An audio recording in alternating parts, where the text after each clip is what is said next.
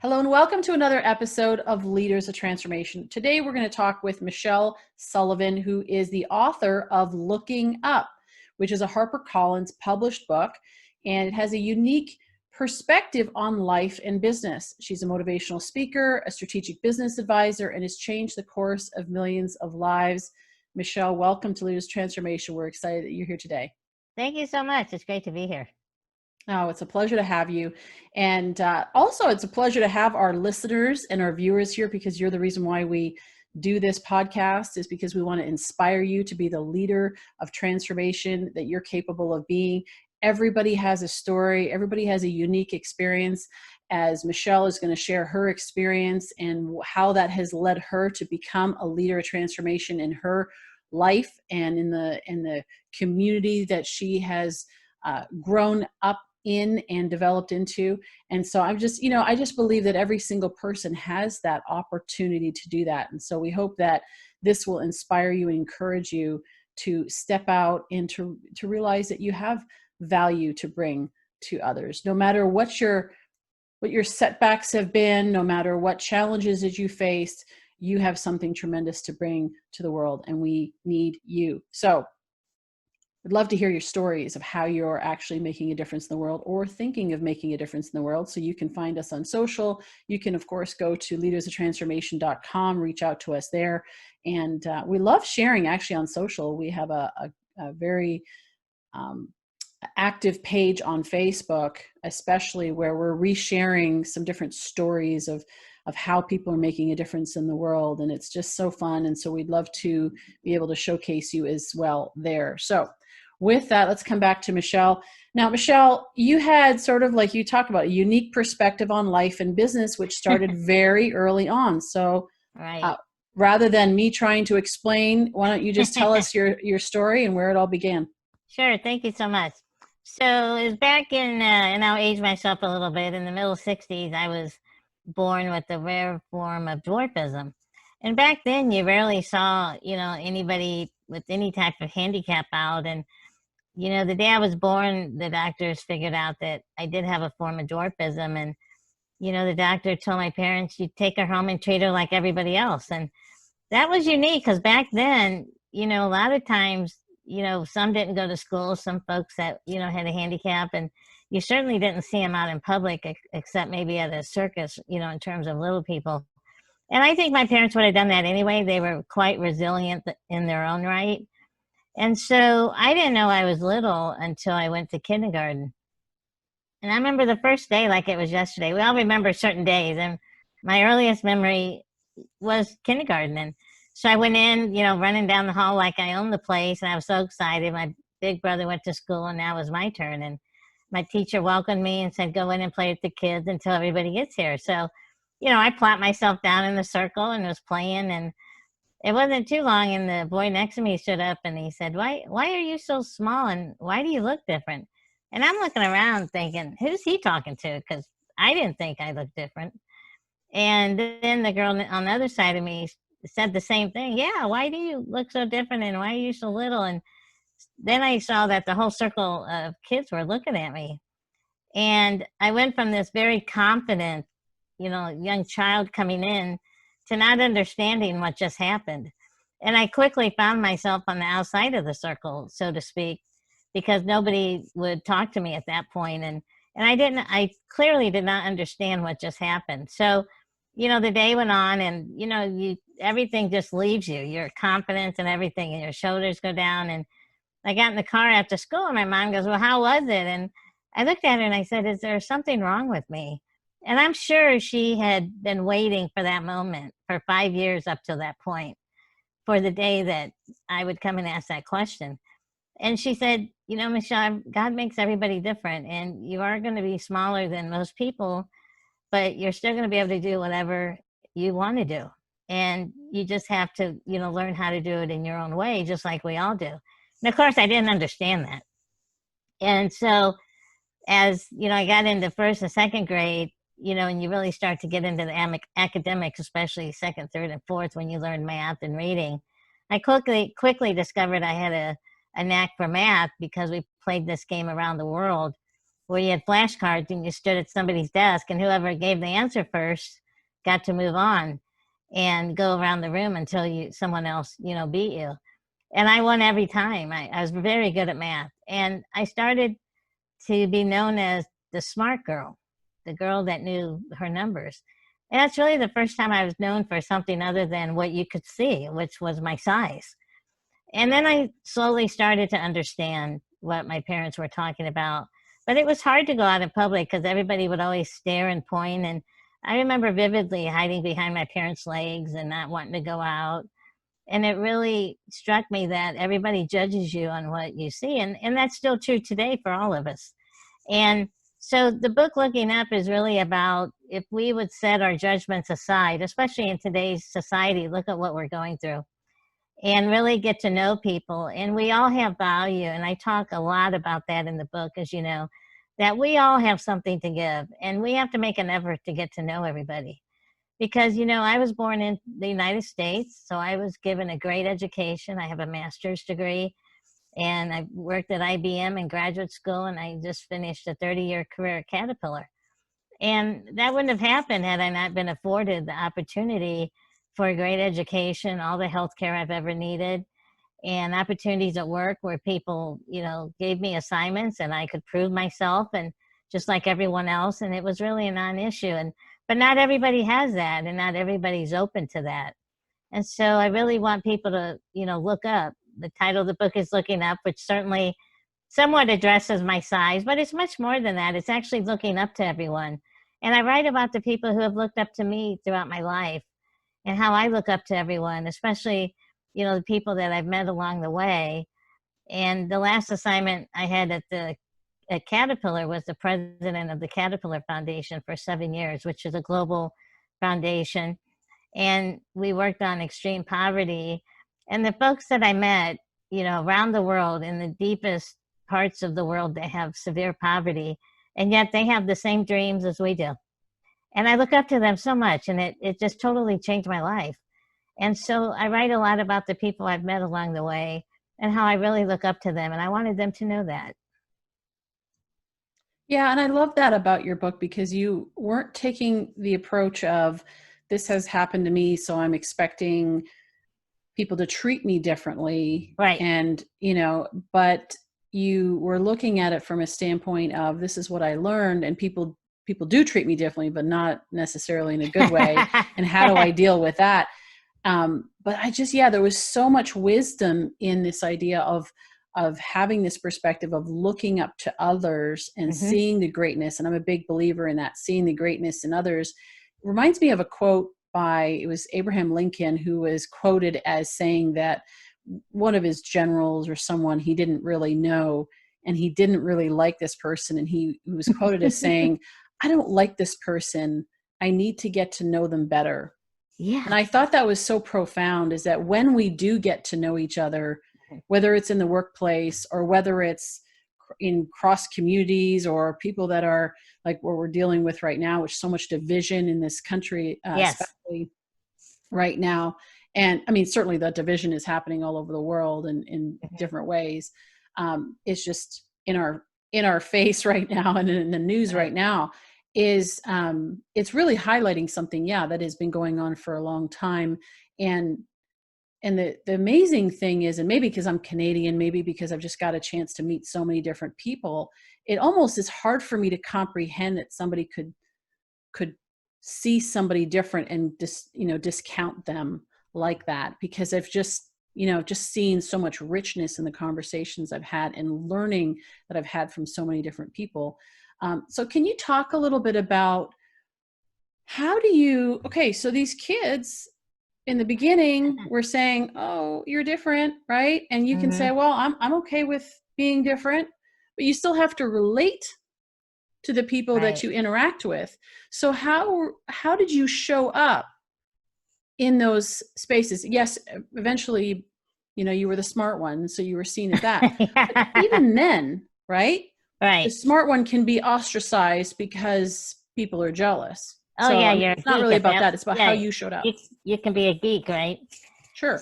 It's interesting. And I talk a lot to different schools and children because we all get teased, whether it's about your name, your ears, whatever. The kids will find something to tease you about.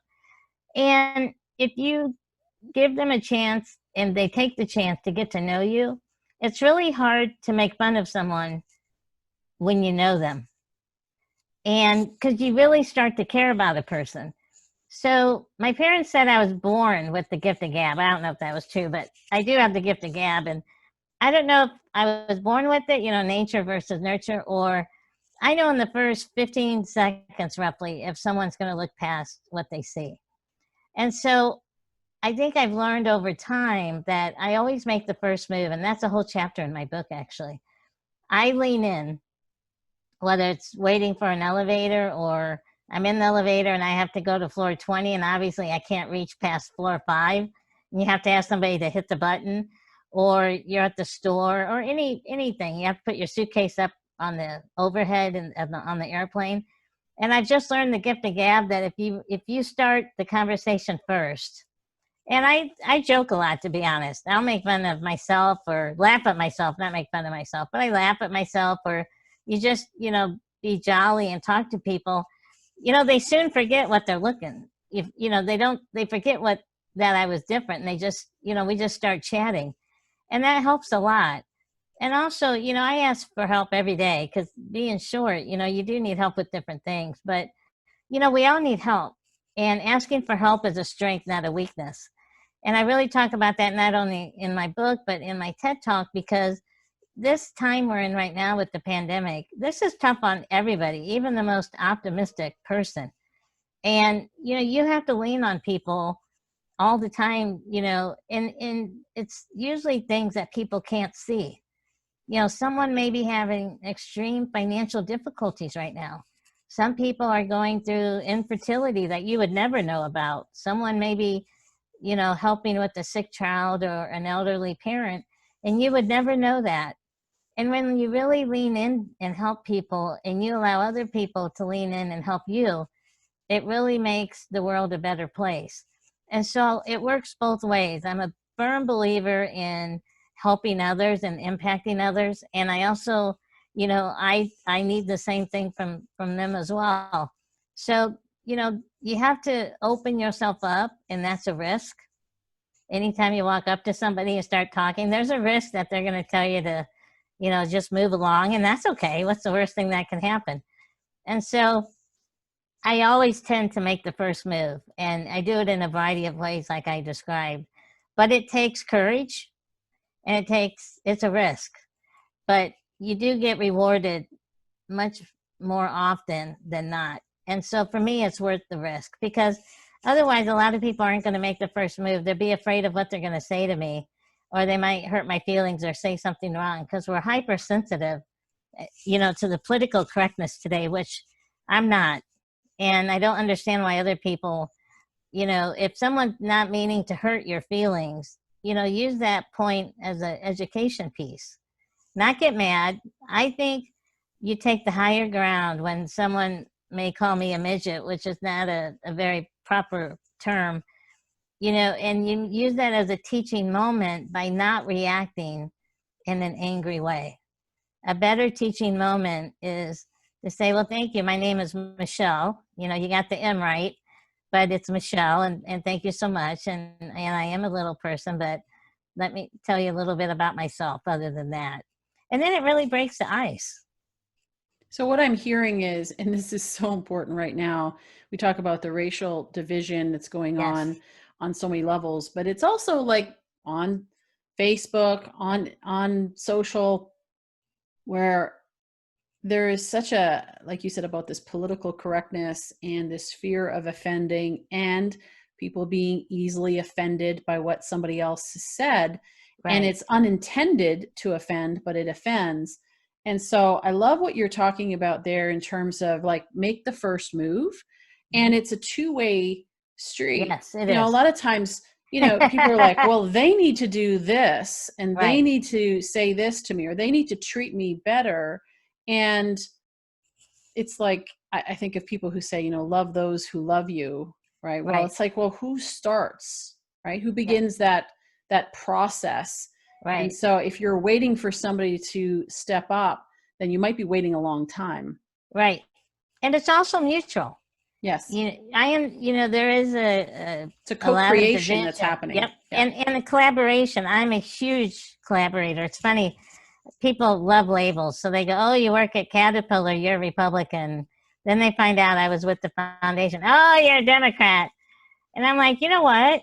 Everybody wants to categorize. I know. I'm a collaborator. And it really doesn't matter. The political party makes no difference to me in terms of, I believe in a hand up, not a handout. In other words, give people the opportunity and the tools to really run with something. And so that's really what we concentrated on in the foundation. And I do it now with my social impact work. How can we really get people on the right track where they can grab it and run with it? So it doesn't matter your political party.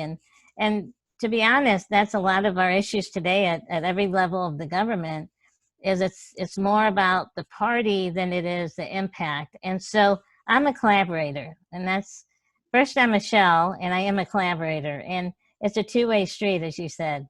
Right. Yeah. And it's also, I love what you said there. And I've got a guest that's going to be coming up in shortly, in about a month or so, that is going to talk about this idea of, being for the people. Right. And this whole idea, we talk about the politics of it.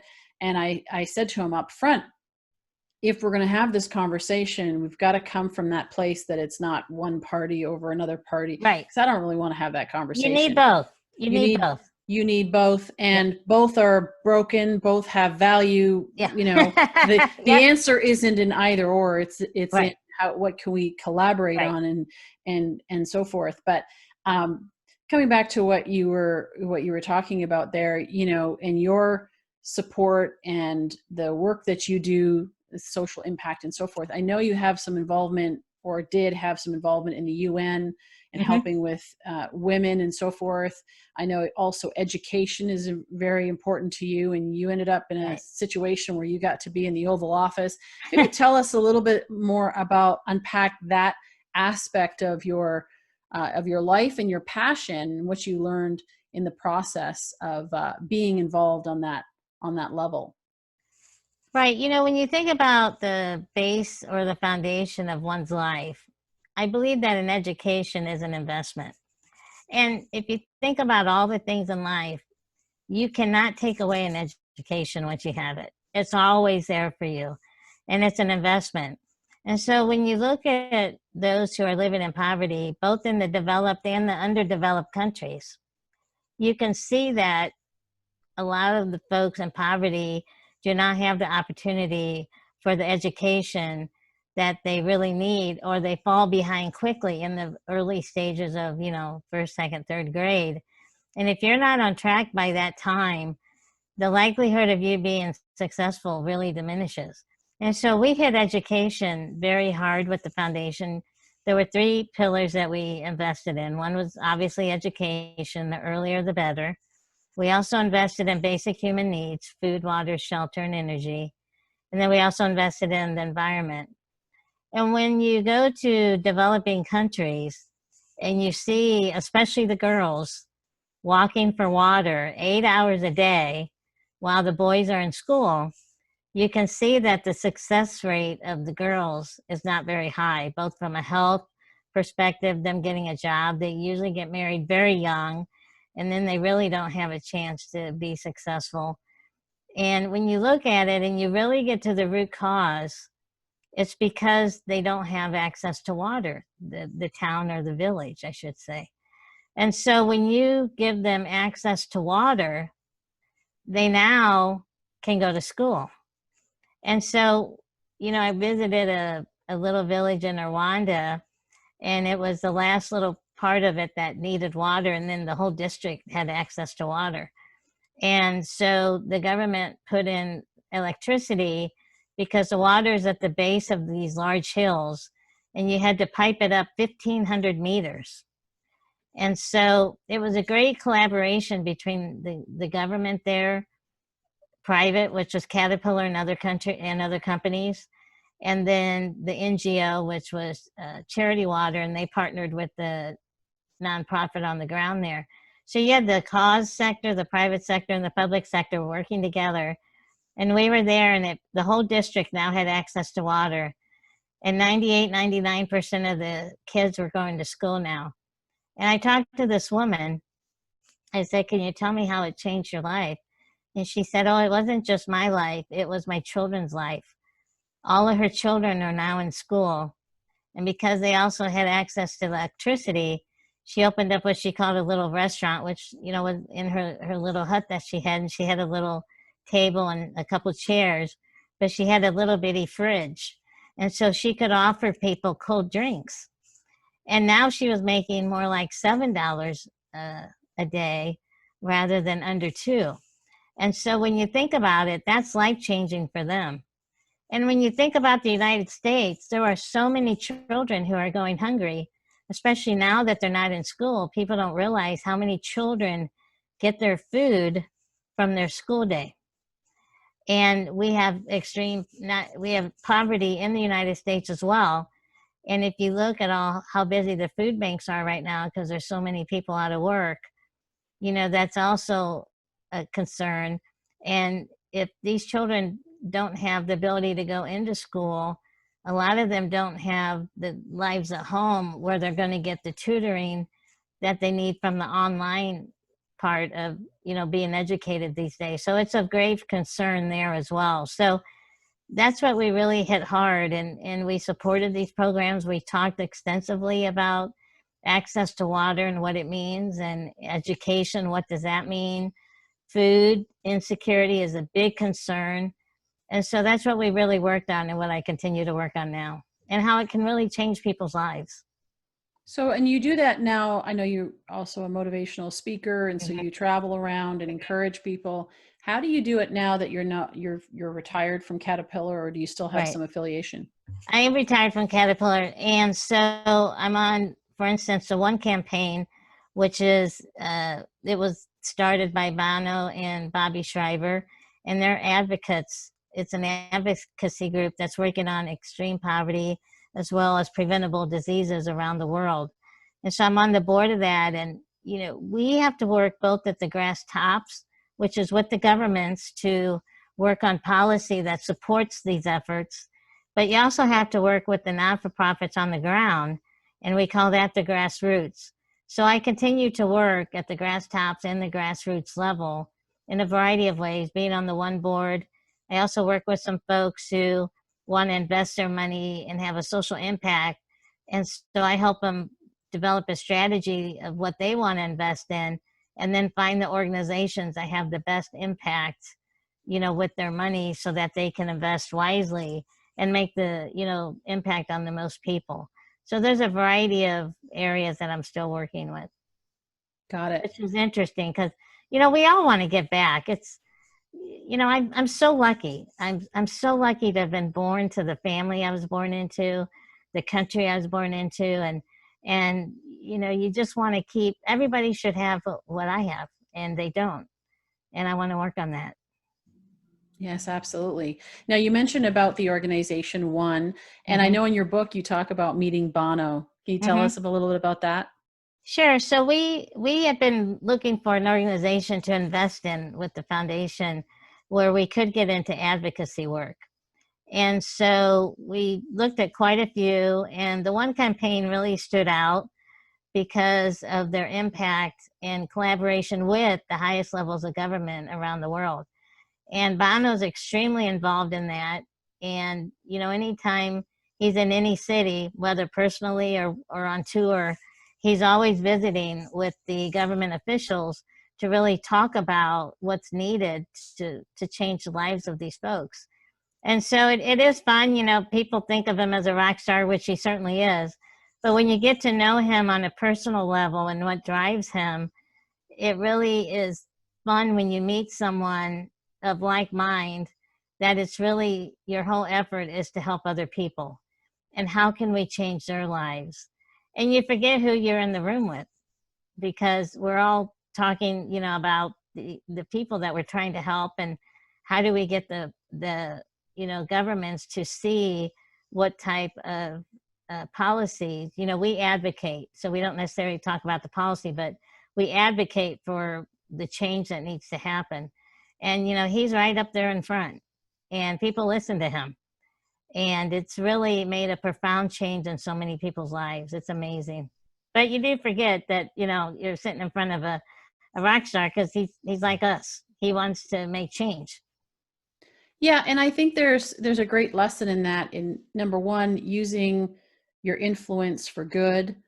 Mm-hmm. So on one side, using the challenges that you've experienced and how you felt, maybe feeling like we were started off this conversation talking Mm-hmm. about feeling different and Right. feeling on the outside.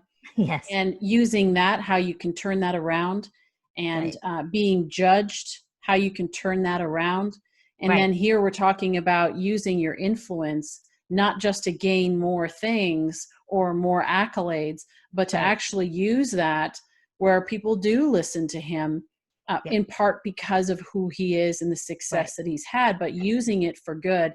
I think there's a great lesson in that. And some of the people that are listening, have influence, and it's not just using it for yourself. It's saying, okay, now what? So what? Right. Now what? And use your platform to lift people up. Absolutely. Right. Absolutely. And we all can do that. Absolutely. Mm-hmm. Yeah. In our local communities, whether it doesn't have to be on a national or global level, it can be on our local level. It starts with us. It starts in our own households and so forth, yes. and in schools. So coming back to this idea of looking up, and I know that you've had some great leadership roles. How has this, because part of this podcast it's about transformation, it's about leading transformation. And so this leadership conversation is one that, is important to have. But how has that shaped your leadership style in having a team where you might have a team? I just finished interviewing Scott Miller from Franklin Covey. And, he was talking about some of the management messes that he has made. And he wrote a book about it, and was very vulnerable, and what he learned, and of course how he recommends leading. But I would just love to hear your perspective on how it has impacted your leadership style and how you lead others who might be smarter than you, that might be more influential, working within this space, and you're looking up to them. And certainly. So talk a little bit about that, and sort of unpack it so our listeners can learn how to be better leaders as well. It's interesting. There's so many types of leadership. For me, I'm very personal, and I believe that you have to have emotional intelligence, because you really have to be able to get to know the people and read them, what makes them motivated, because everybody's so different. I always had very diverse teams, and I don't mean just by male or female or, what nationality they were. I mean diverse also in life. When people go through things, it really changes you, whatever your challenges are. And we've all had challenges. And so I want people who have been through different types of challenges, good and bad. And you have to be able to recognize, what their triggers are that really motivates them or demotivates them. Because money doesn't motivate as many people as you think. And I'm also a collaborator. I'm not afraid to say, I am not the smartest one here. A leader is not the smartest one. You surround yourself by the people who know the different subject matters that you cover. And then you hire people that are, in a collaborative way, can bring all the thoughts together and come up with the right solutions and move forward. And also see that each person has value, and what can I learn from that person, and what can they learn from me? And so sometimes I'd even have my team switch positions, which made some people very uncomfortable because of the change. And I didn't do it necessarily for that, but to get the viewpoint of what that other person has to do and what they need from you and what you need from them. And you'd be amazed after you spend 2 weeks in a different job of somebody who, oh, I don't know why they have me doing this.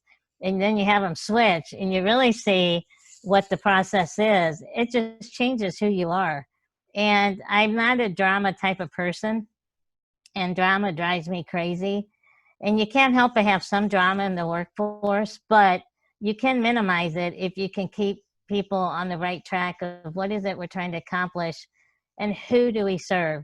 I always felt as a leader, my job, number one job, was to serve the people on my team.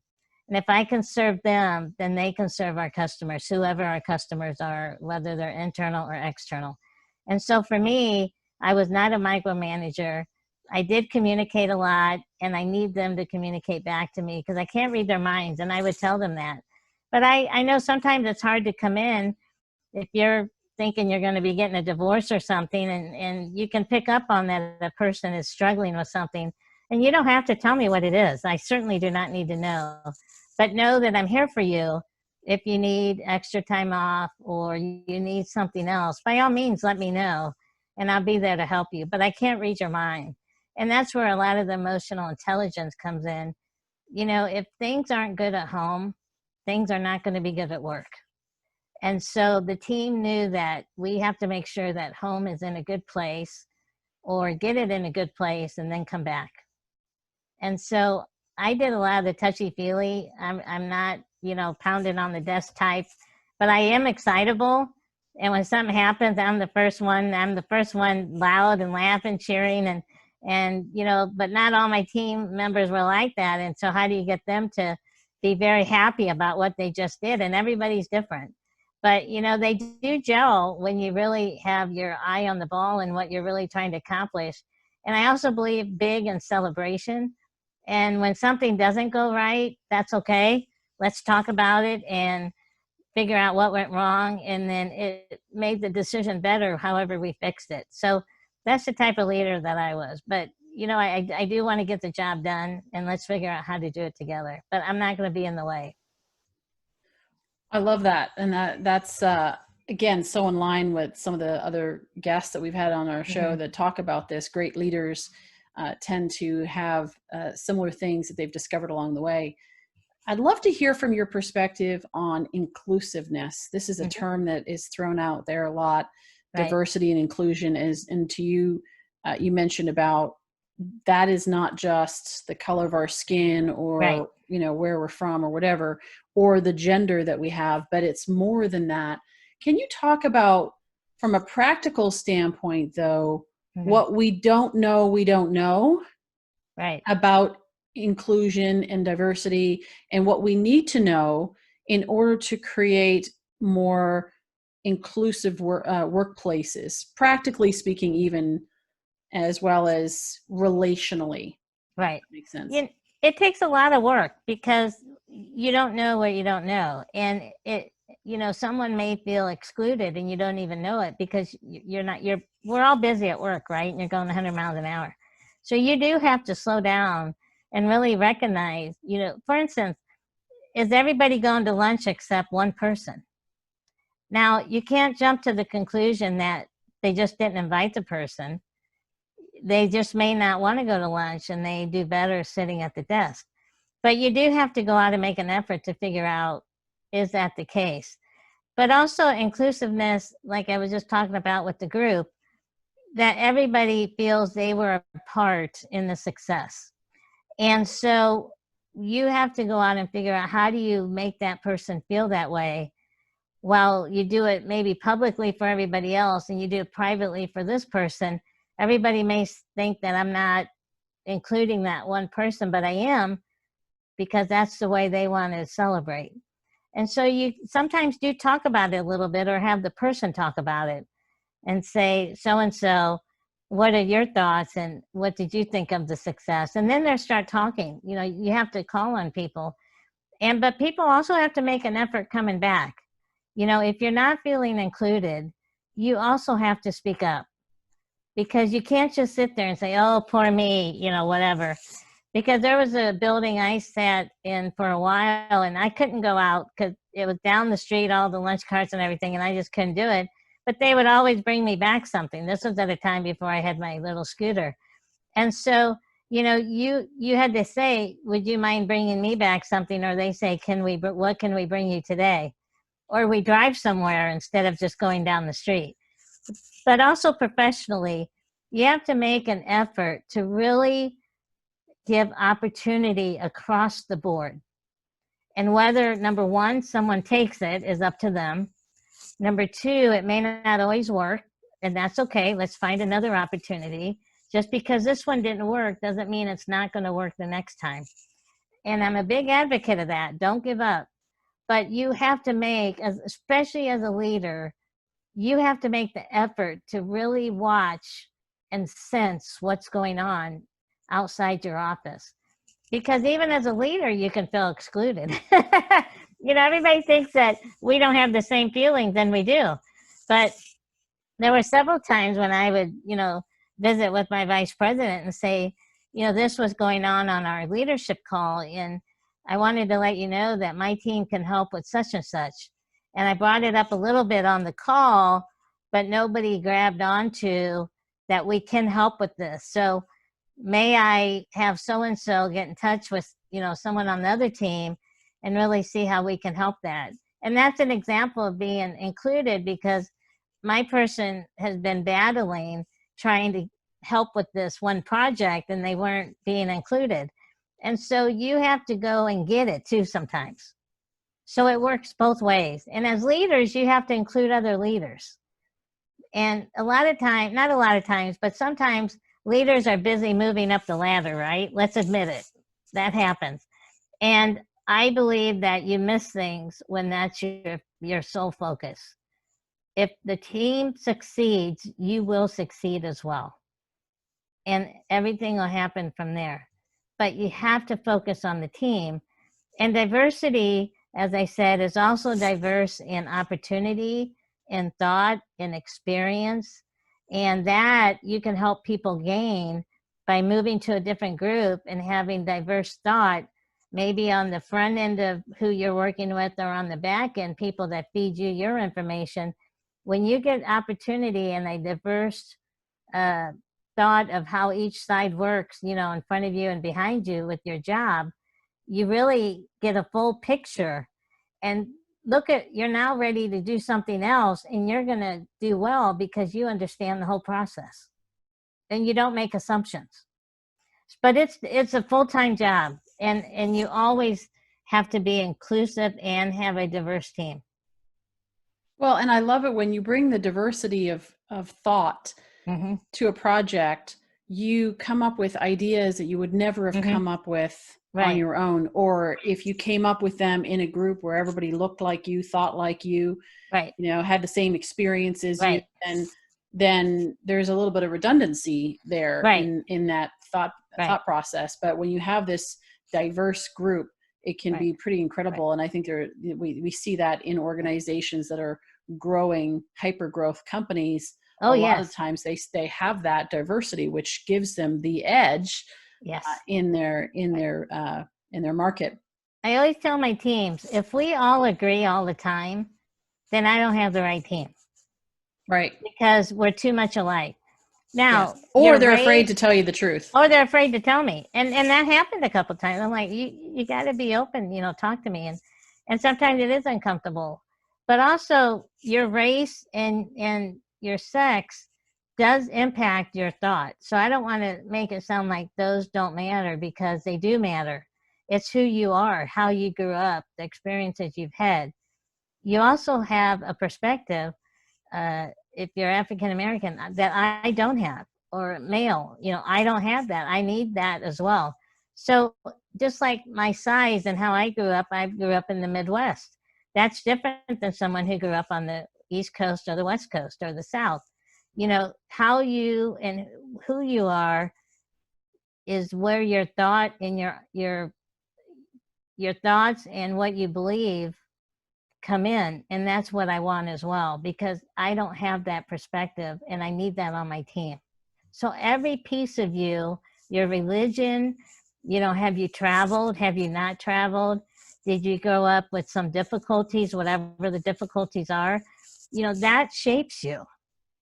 And that's what we need. We all are different. And I love when people say, as a kid, this happened. And so, have we looked at this aspect of this product or something? And, I'd get all excited. I said, obviously we haven't. Tell me more, and then the team would start chit-chatting. And it's something that we wouldn't have included, because none of us had that happen to us, good and bad. Yeah. And then for that to happen, you've created a culture of feedback, a culture of input, a culture of inclusion. It's not just a check on the, check the box. Okay, we did our diversity and inclusion workshop for the year. And trust. Trust. Mm-hmm. Yeah, exactly. It's very exciting actually when you see it happening. Yeah. So what was your most challenging part of being a leader, moving up the ladder as you did as well? What was the most challenging aspect of it for you? For me, and how did you, of course, overcome it? Right. Well, office politics is always a challenge, no matter where you are, and not just at work. Church or any organization always has politics, and so I really try to not get too involved in that. You do have to understand them because it absolutely impacts everything, but also getting people to put the guard down and let's really do the right thing. And when you get really good leaders who will even back away if it's not in their camp and say, I think this is better in your camp, I really think that works the best, or you work together. And I worked in a very male dominated industry, Caterpillar, with it's just male dominated even to this day. And so, being a woman in that area, it's always challenging, and it is still today challenging in that, it's not 50-50 because it's not, but the respect is there, and they are working very hard to bring in all types of diversity. And especially when you're a global company, whatever market you're moving into, you absolutely have to understand that culture and what the needs are. And so for me to really get to understand those markets and the customers, the employees, that takes a while. It does not happen overnight. And a lot of times things change so fast, you don't get the luxury of the time to put all the pieces together. And that was a struggle for me because I like to really understand things, and you don't always. If you got 80%, you go. And I'm a perfectionist. 80% isn't usually good enough for me, but the way the world is today, if we got 80% of the answer, we win. And now what goes along with that, if you're wrong or parts of it's wrong, you say, you know what, that didn't work, let's fix it. And I'm okay with that part. I had to get used to the 80%. We got 80%, let's go. Well, what about, I know we don't have it, but we got 80, let's go. And we win. And that took a change for me. Yeah, I can imagine. I'm a recovering perfectionist myself. Yeah, that's a good way to put it. You can't, nothing's perfect today. No. Especially with technology.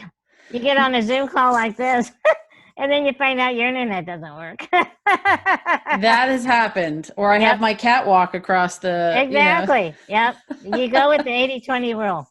Yeah. Yeah. Well, if we wait to be perfect, I heard somebody say many years ago, and this was somebody that was teaching presentation skills, and he said, if you wait till you do it perfect, you'll have waited too long. And everything changes. Yeah. Exactly. Yep. Yeah. And you missed out on the opportunity of all the learning that you could have along the way. And so even if you were successful, your success will be limited based on the fact that you actually haven't learned. It's a lucky shot. Sometimes you can get that lucky shot, but but that's not as common these days. Yeah. Well, Michele, thank you so much. Yeah, look how many good things have come out of mistakes. Absolutely. Yeah. Absolutely. You just described my life. No, anyways. That's well, you know what? About. It's pivoting, right? I try this. And I heard somebody else who actually said this, which was interesting. He said, even as somebody even as I walk, right? I'm adjusting one side to the other. I don't go. So he's like, we're always course correcting. If you're in a plane, the pilot doesn't go and fly exactly in a straight line. It's course correcting all the time. The key is to course correct often so that you're not having to, you're not going so far off that. So you don't do a Yui. Yeah, you don't have to do a Yui, or you don't. I mean, this is a Right. lot longer. It'll take a lot longer to get there, as opposed to something that is, Right. you're course correcting Right. often. So, And one other piece, and I believe in fate for those who do. Some things have really not worked out, and I don't understand it. You're disappointed. And then later on, you don't always find out, but later on, something happened that wouldn't have happened had you gotten that other job. And it totally changes your life, or something else, personal. And so you have to trust the plan, but don't be afraid to test the plan and take a risk. You have to take a risk in life. I don't mean jump off a bridge and see what happens, but I took several jobs that were off my beaten path because I wanted experience in that area. So I took several laterals. And people are like, Michele, what are you doing? You can't do that. I said, well, I don't know anything about parts. I really want to learn about the parts area and some other things. And don't be afraid to do that. And the same applies for you personally. Don't be afraid. Take a risk. Be open. Make the first move. And don't be afraid to ask for help. great words of wisdom, Michele. Thank you so much. Thank you. And great words of wisdom for right now, especially as people are venturing out, looking to pivot. Maybe whether by choice or by necessity, that they've got to course correct, as we were just talking about. So I'm going to encourage our listeners and our viewers to go to lookingup.com, get a copy of Michele's book. Check out what she's doing. If you're looking for a motivational speaker I think it'll be virtual right now, but at some point when we have live events and speakers on stage, then I would highly recommend Michele. But also she has a TED Talk. We'll make sure all of the notes, all the links, I should say, are going to be in the show notes. So you can access that. It'll be at leadersoftransformation.com. And, but again, even you can go directly to her website at lookingup.com. I'm sure she'll have everything there available. So again, Michele, thank you so much for being here. Thank you to our listeners and our viewers for being here. Again, this is why we do this show, is because we want to inspire you to be the difference maker that you're capable of being. And I trust that Michele has inspired you to get out there, take a risk, and you know what? Be the first one. Extend your hand first. Reach out to someone that maybe you don't know, or maybe that is looking at you and seeing you as different, rather than waiting for them to figure out how to address that. Be the one that extends your hand and makes the job that much more easy, and you can collaborate with them on that. So I encourage you that. We'd love to hear your stories. You can go on leadersoftransformation.com, reach out to us through the website, or of course you can find us on social. And if you like this episode, please share it with your friends. Give us a rating and review on Apple Podcasts or whatever your most favorite platform for listening to your podcasts is. And we really appreciate that. It helps us to get a wider reach. We have listeners in over 140 countries, and we just want to continue to extend that out so we can continue to extend this message of hope and encouragement to others. So we encourage you that. We appreciate you. And we look forward to seeing you in the next episode of Leaders of Transformation real soon.